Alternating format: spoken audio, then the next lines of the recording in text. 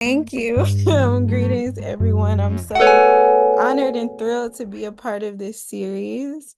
Um, Fugitivity is such a juicy and urgent concept, and I even saw that, in a past iteration, y'all had Fred Moten, who is like the person who first broke open.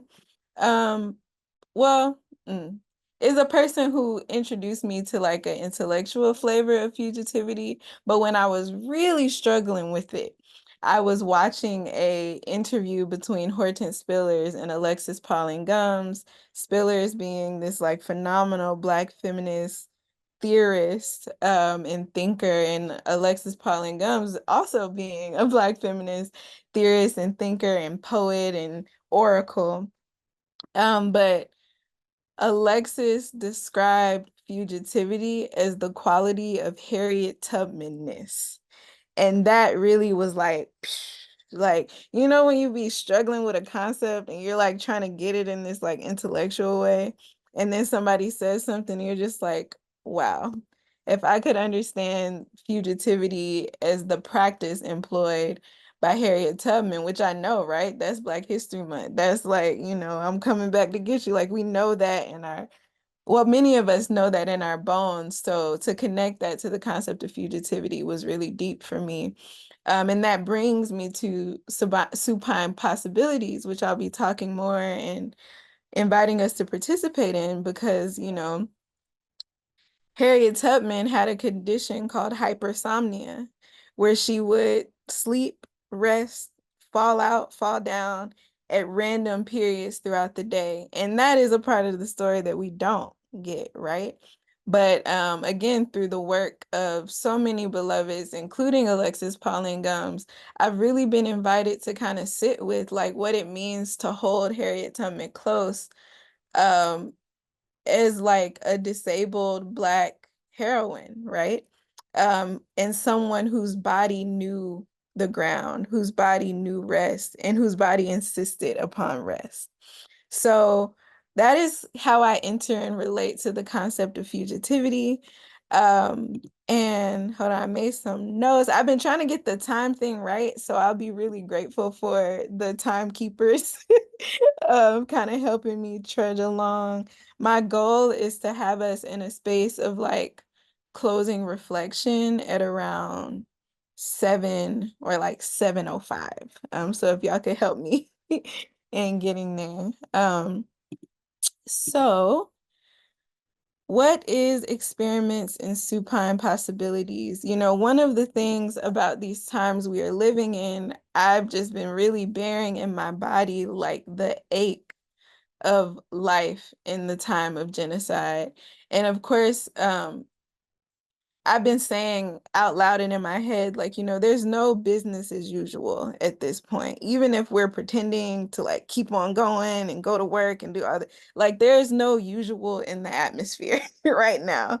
And our bodies know that, right? So, it's really interesting, similar to 2020 when this project first was born. It's like we're in the midst of a global pandemic. Myself and so many of my colleagues and comrades were like, I want to be in the streets, in response to George Floyd, but I literally cannot, right? I cannot take the risk.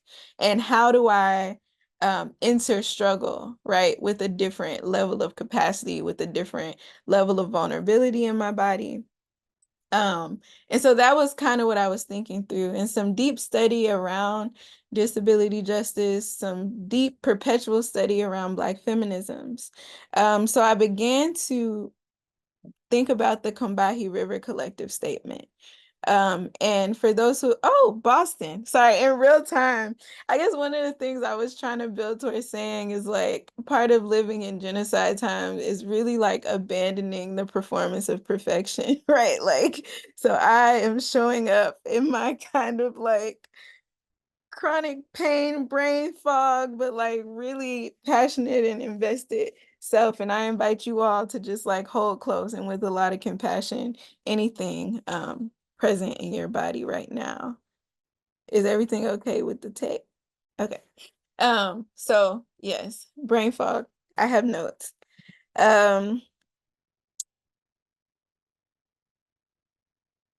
So this project grew out of a collaboration between the Church of Black Feminist Thought, which is a spiritual political education project I co-convened, and Gallery of the Streets, which is a nomadic collection of radical Black abolitionists, surrealists, anarchists, culture workers that's convened by Kaila Mumbabero and Jazz Franklin. And Kai issued us this invitation to create acts in a political circus, right? This is 2020. We're going up to the election. And we have this invitation to think about like, who are you in this moment? Like, who is your character? And then what offering would your character make in response to like the mounting political crises and anxieties of 2020? And so where I arrived, like I was saying, thinking about Black feminisms, thinking about disability justice, and just like how I was feeling so vulnerable, you know, medically, emotionally. Um, I'm sure we all know 2020 was a time, right? And I think, you know, 2024 is equally a time. And when I revisited the Combahee River Collective statement in the light of all this vulnerability, also, wow, just, you know, follow Alexis Pauline Gumbs and buy the books because clearly, like, she's such an anchor for me. I keep referencing her, but in one of her courses, she had an activity which was like, you know, read the Combahee River Collective statement, this Black feminist collective born in Boston. So much Black feminist stuff happens in Boston. I like to theorize that it's like the ghost of Phyllis Wheatley, like bringing everybody through.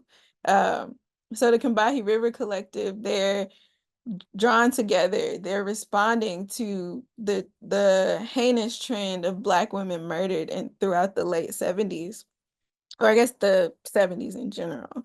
They're organizers, they're scholars, and they write this statement that they publish in several journals because they're really like trying to get the word out. And so one of the most famous quotes, I guess, would be, you know, if Black women are free, everyone else is free because our freedom necessitates the destruction of all systems of oppression. That's one. Um, and then the other, and I have it written down so I don't have to try to make myself recall it, um, is, you know, Black women are inherently valuable. And so what I was noticing as I engaged the statement is that around those quotes, there's all this other language that kind of drops out of popular consciousness. And one of those statements is the quote where they're asking that, or they're insisting that we, Black women, Black feminists, Black organizers, Black, might use our positions at the bottom to make a clear leap into revolutionary action. So encouraged by Alexis Pauline Gumbs' practice of like, so when you hear this word, what does it make your body want to do? Like very somatics, very embodiment centered, just as different pathways towards learning. And I was like, huh, the position of the bottom as a place from which to leap into revolutionary action that leaps from the bottom. What does my body do on the bottom? And that's kind of what I was stewing in. And I'm going to read what I'm calling like, you know, the supine justification, which is like the rationale behind the project, which I hope is a little bit more, you know, together than the words that I just let spill from me. Um, yeah, so this lab, this experiment that you are all in with me today, asks participants to physically and spiritually reorient themselves to the political mandates of our radical Black feminist demands for a new world. We are asking what happens if instead of facing each crisis head on, we bear witness to it belly up. When we think of the body supine, we're often thinking about a vulnerable thing, an open thing, both the invitation for rest and the risk of invasion. We see Black bodies supine in death and in spectacular performances of protest like die-ins And I'll also add that, the die-in was a protest strategy, a civil disobedience strategy I saw a lot following the murders of Trayvon Martin and Mike Brown, but also, I know they've been happening in this current moment. AUC, Atlanta University Center students and alumni recently did a die-in outside of King's Chapel, basically trying to get the Board of Trustees at Morehouse to understand their refusal, not only of like the genocide in Gaza explicitly, but of Morehouse's decision to host President Biden last weekend. So the die-in is one space where we can see the body supine. But we also have these intimate practices of lying down. So as I was saying, informed by the place where Black feminism and disability justice meet, these experiments in supine possibilities are attempts to think and create from a Black disabled body-mind experience of the world in crisis. How many of us have been laid out by depression, fatigue, apathy, chronic pain in the face of these converging crises? How many of us are scared to lie down for fear we might not be able to get back up? What happens when abolitionist strategy emanates from this place, as opposed to a militant posture of self-denial, right? So much of the ways we think we have to be revolutionary is like squaring up against our enemies. And of course, that's important and necessary. But I think the space that I'm working in and conjuring these experiments through and inviting you all into today is like what happens when not only is that militant posture not available, what happens when that militant posture comes at the cost of our well-being. And when I think about well-being, I'm thinking about Audre Lorde's insistence that not only caring for myself, hashtag self-care is important, but that to center our well-beings is, as she says, self-preservation. And self-preservation is an act of political warfare. Because if you don't have yourself, you're not good to the people, you're not good to the revolution. So yeah, so in this current political moment, and it's, timeless because again, this was generated in 2020 and here we are 4 years later. This is an experiment in embodying the rhetorical position of the bottom, asking, what if instead of fighting for center, we force a reorientation towards the bottom? Or what if we don't force anything?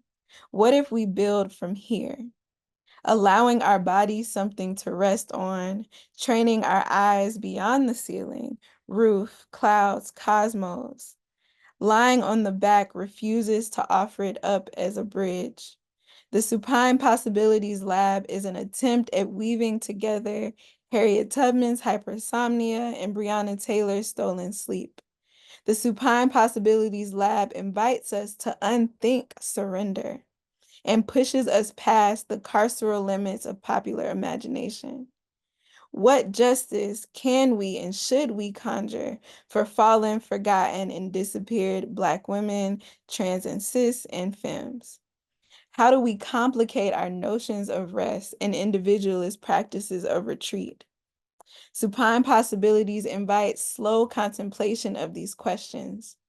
Through shared acts of intention around marking space, lying down, and the recording of dreams, thoughts, feelings, and curiosities, Supine Possibilities invites participants to see what happens when you fully avail yourself to the messages or silences of your body at rest.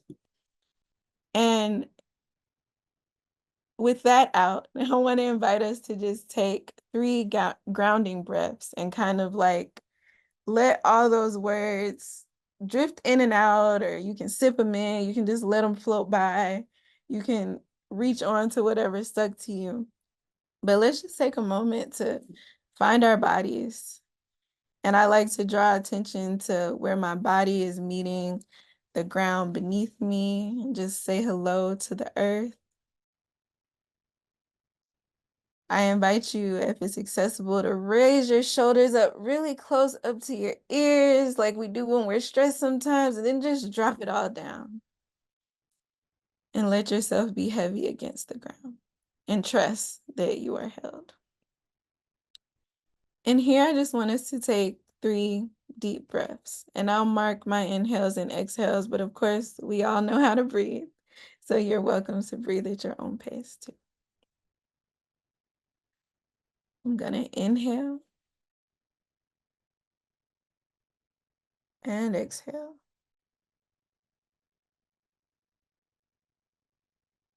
Inhale and exhale. Inhale and exhale.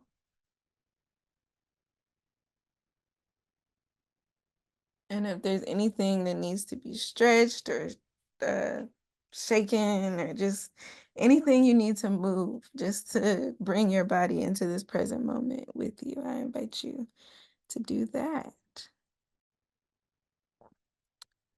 Okay, so now that we've, gotten the heady information out the front end, now that we've welcomed our bodies into the room, welcome the ground to hold us and support us.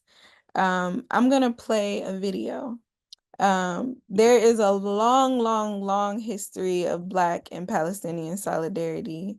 I'm gonna put in the chat a link to a beautiful timeline that was compiled by my colleague and comrade Bana Gabidan at Spelman, who teaches in comparative women's studies, and they really go through uh, just like this really astounding expanse of time, showing not only, the resilience work of Black Palestinians, but all the ways that Black organizers throughout the diaspora, Black activists, Black scholars, alongside their Palestinian comrades, have really seen and held written to each other, right? Like just been in active revolutionary dialogue throughout the times.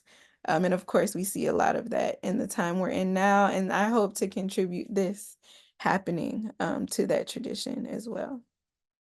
So, I'm gonna play a video, which is a poem by the Palestinian poet and cultural worker and martyr whose life was stolen in a siege in the earlier phase. That hurts to say, right? In the earlier moments of this long, long genocide. Any genocide is too long, right? But that's just really on my heart. Her name is Hiba Abu Nada, and this poem is titled Not Just Passing.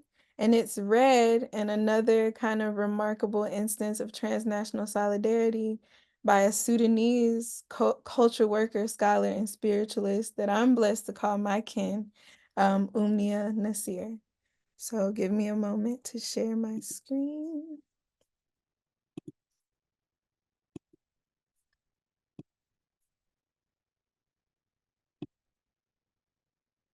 Okay, can you all see the video?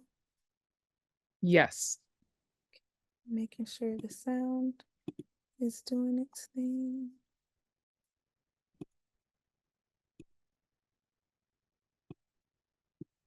So as I play this, really just allow it to wash over you. Your eyes can be open or they can be closed, but I don't want you to strain to see anything. Just invite in the sound, invite in the words, invite in whatever images arise for you. And then after the video, we'll do a little free write. Not Just Passing by Hiba Abu Nada, translated from Arabic by Huda Fargaddin. Yesterday, a star said to the little light in my heart, we are not just transients passing. Do not die.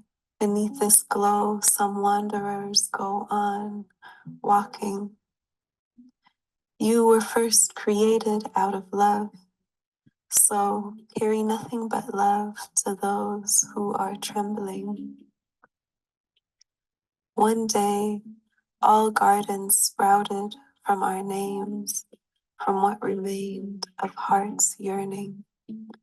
And since it came of age, this ancient language has taught us how to heal with our longing, how to be a heavenly scent, to relax their tightening lungs, a welcome sigh, a gasp of oxygen, softly as we pass over wounds, like a purposeful gauze, a hint of relief, an aspirin.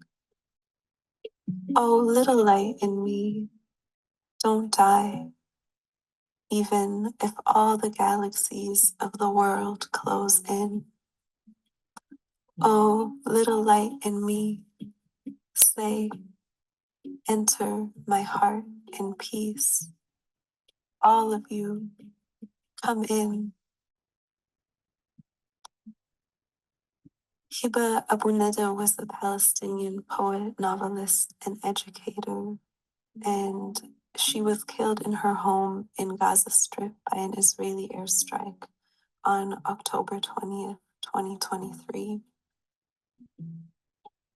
Hiba Abu Nida's last words that she shared with the world were through a tweet.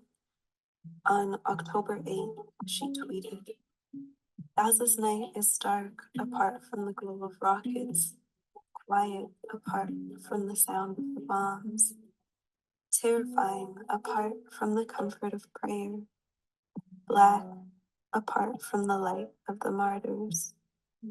Good night, Gaza. And it's also reported by the poet Anthony Anagaksoru that the last words she wrote right before her death were, quote, we find ourselves in an indescribable state of bliss amidst the chaos. Amidst the ruins, a new city emerges, a testament to our resilience. Cries of pain echo through the air, mingling with the blood-stained garments of doctors. Teachers, despite their grievances, embrace little pupils, while families display unwavering strength in the face of adversity. I really wanted to share these words with you because when I read the poem, I was so deeply moved by her words. In the last lines, she says, oh, little light in me, don't die, even if all the galaxies of the world close in. And there's a sense that she must have known that her death was imminent to write from the great beyond, and that she, with these words, is willing her spirit to, something in her spirit to remain, to not be extinguished. And then she says, oh, little light in me, say, enter my heart in peace. All of you come in.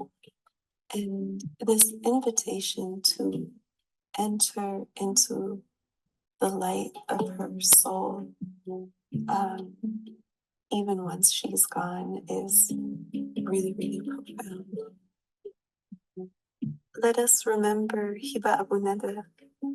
Let us remember the 17,177 Palestinians who've been killed since October 7th. And let us pray for the evolution of humanity so that we do not continue to pillage one another. Amen.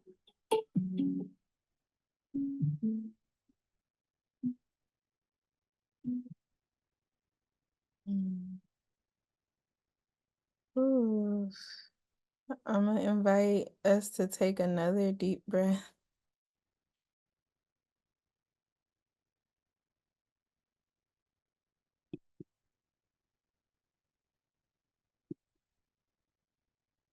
So with those words, with that voice on our heart minds, I invite you into a practice of free writing, where we're gonna take around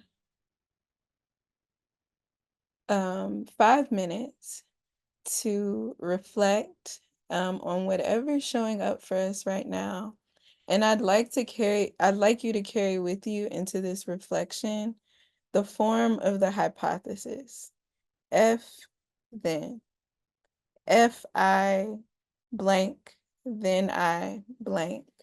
Some examples, and I'll put them into the chat, just kind of thinking alongside the words of Hiba Abu Nada. If I was created out of blank, then I bring nothing but blank. If I let the little light in my heart rest, then blank.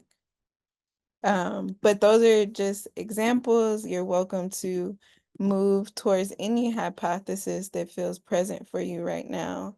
And we'll take 5 minutes to just let those reflections flow.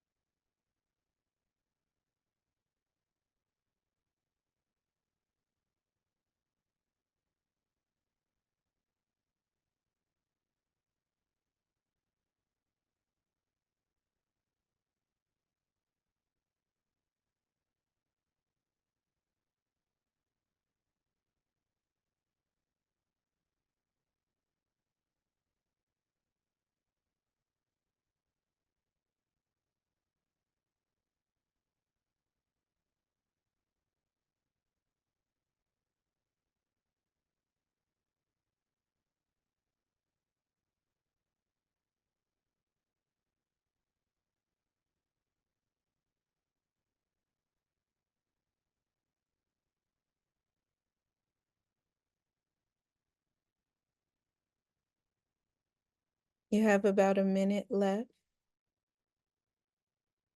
and don't feel any pressure for there to be a certain amount of anything on the page before you.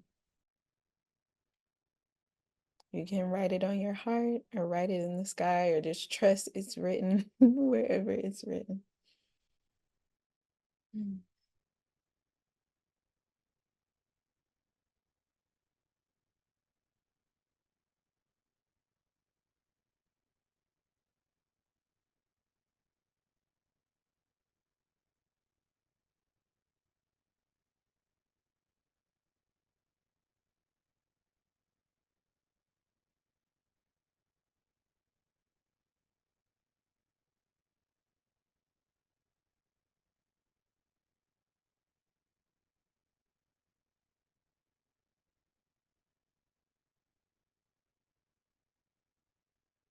Okay, so now we're gonna put our words aside, or we can like come to the end of our sentences. And we're gonna put our words aside, and I just offer you this next 10 minutes to bring your body into a supine posture on your back, belly up. We're gonna sit or lay for about 10 minutes. And you can have your eyes closed, you can have them open, being in relationship to the ceiling or the sky or whatever is above you. And I want you to hold Hiba Abu Nada and your hypothesis and Umnia's voice and Harriet Tubman, like hold them in your atmosphere, but don't feel any pressure to cling with them.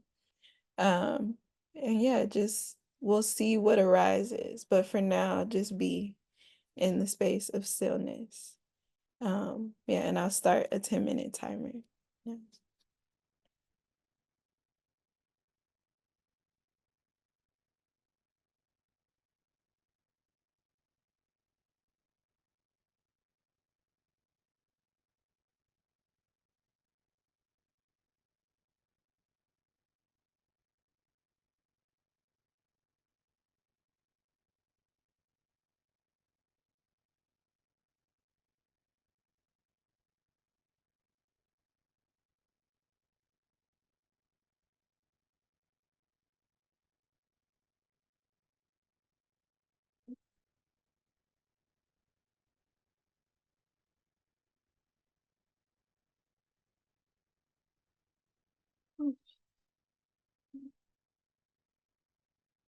And you can begin to bring yourself back into the room. You can wiggle a toe or two, a finger, maybe blink your eyes open if they were closed. And in your own time, I invite you to look back at your hypothesis.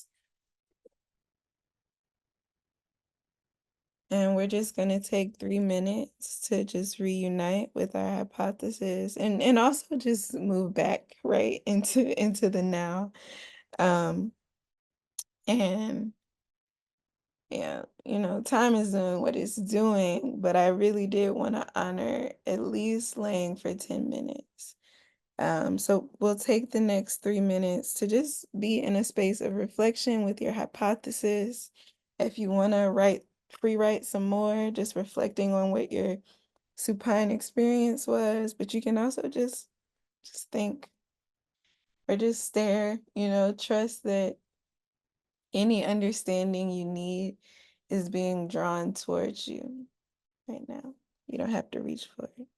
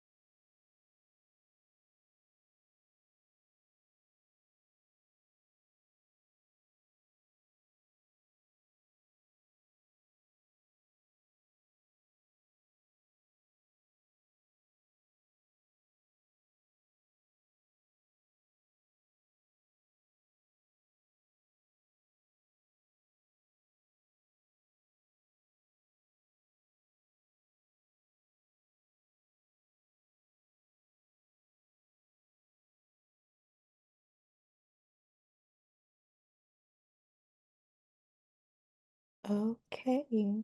Um,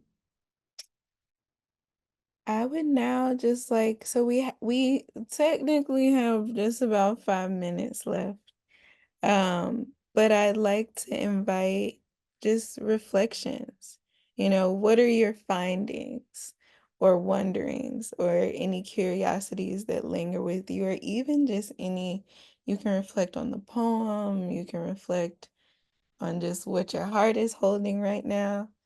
But I would love to hear at least a couple of sharings about what it felt like, what it feels like, what it means to lay in this moment.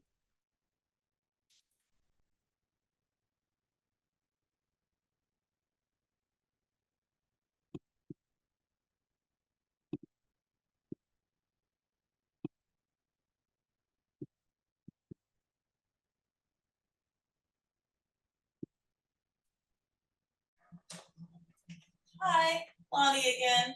I thought I'd go. I more or less wanted to talk about how the poem. What was the name of the poem again? Malika?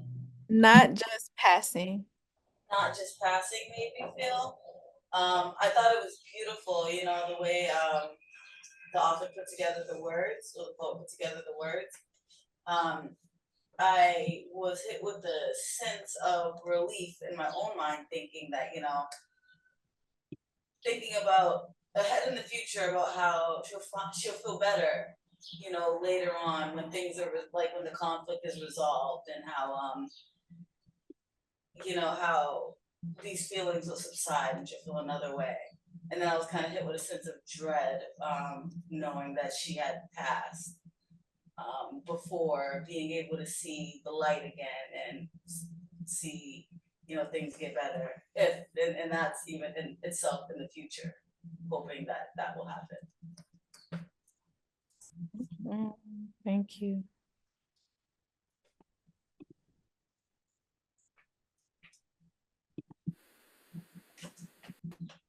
I can also share really quick, or Aretha, no, go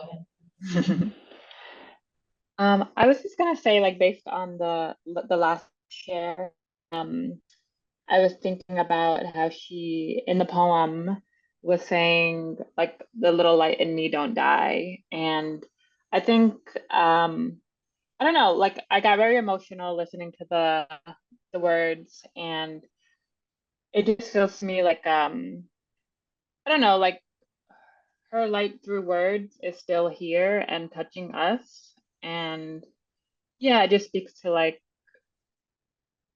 I don't know the words, but just like I don't know what I'm trying to say, but I hope that made a little sense.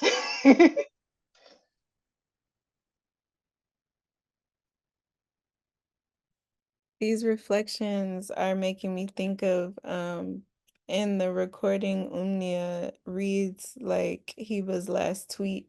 And I want to say, I think the last line or one of the last lines is like, the night in Gaza is black except for the light of the martyrs.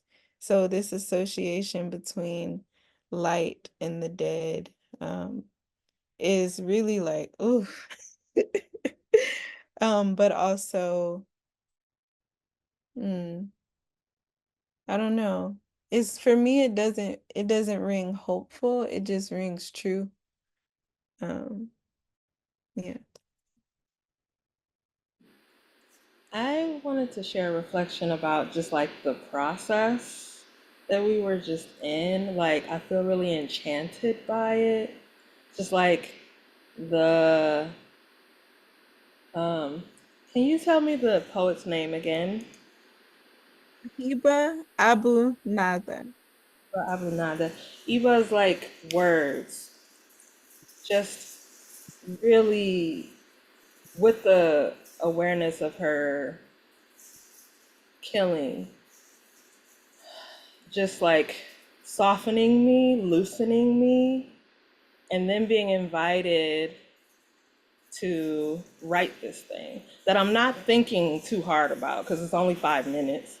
And then being invited to like lay down, which I really got into a pretty like kind of deep place, um, a really deep like beyond the mind place.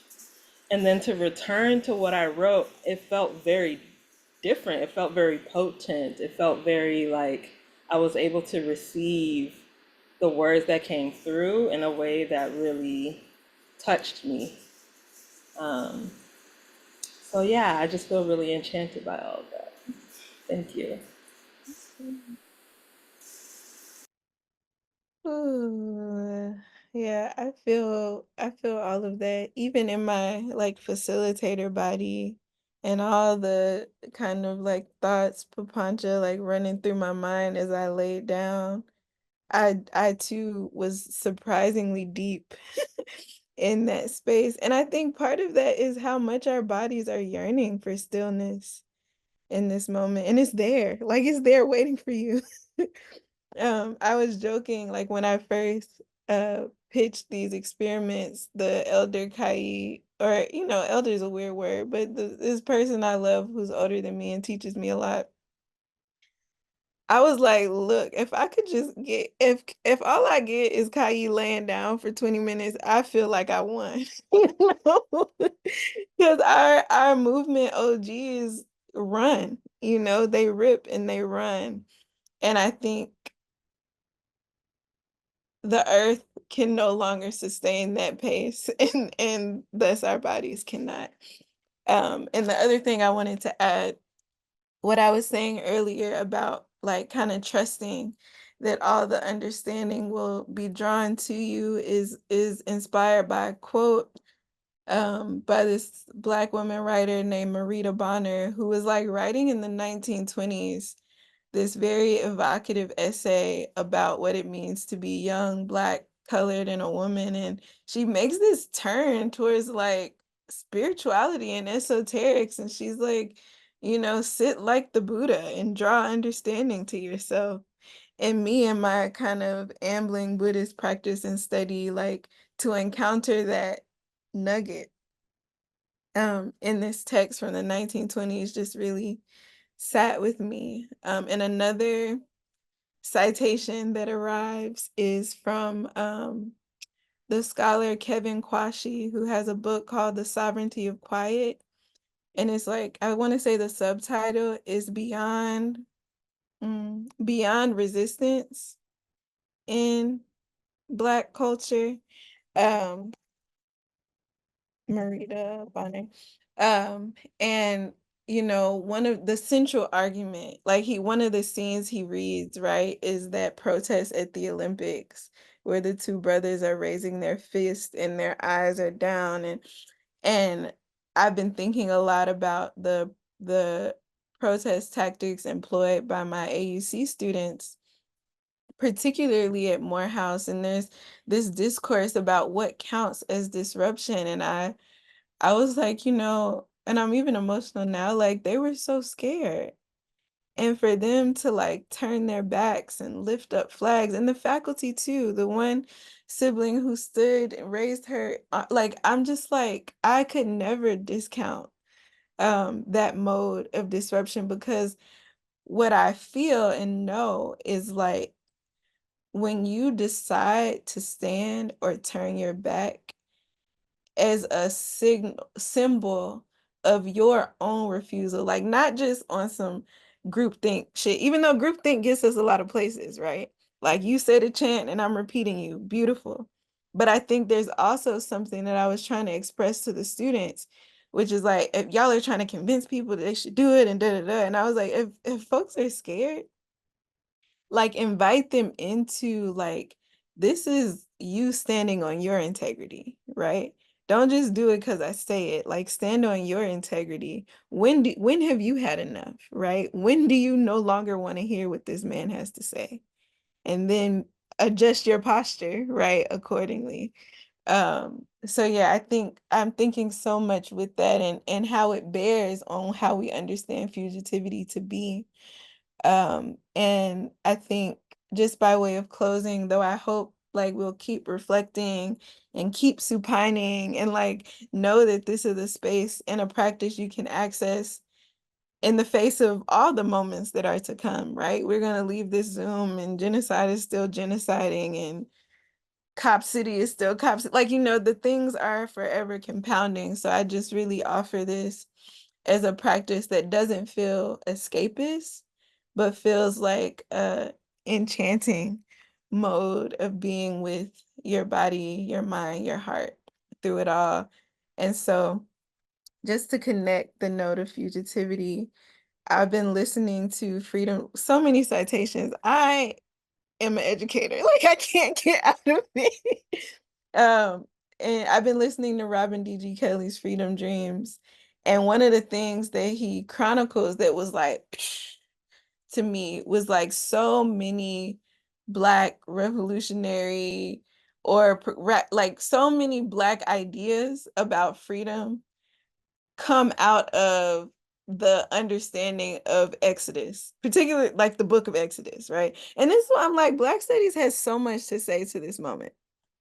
Anywho, but I'm like, yeah, Marcus Garvey, not like so much of how we understand what it means for Black folks to get free is about leaving, fugitivity, escape, right? And I just think that's something like it's like a scratch on the brain, or I heard this scholar Trevor Ellison once said like so a question was like touching on that part of the skull that's like the last place to close up, like it's like this tender thing swirling in my brain about like, yeah, escape, fugitivity in relationship to Black nationalism, in relationship to Black independence, and also the limits of that too. So yeah, I hold all of that. I sit and lay with all of that. And I'm so grateful um, to you all for experimenting with me.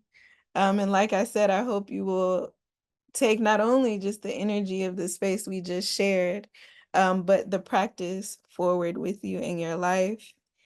And yeah, and on your own time, if you want to free write that, like with more time after the experiment, the lay, we would have taken a moment to just free write about our findings. And so I invite you to do that when the call closes or on your own time. But yeah, thank y'all so much. I'm so grateful for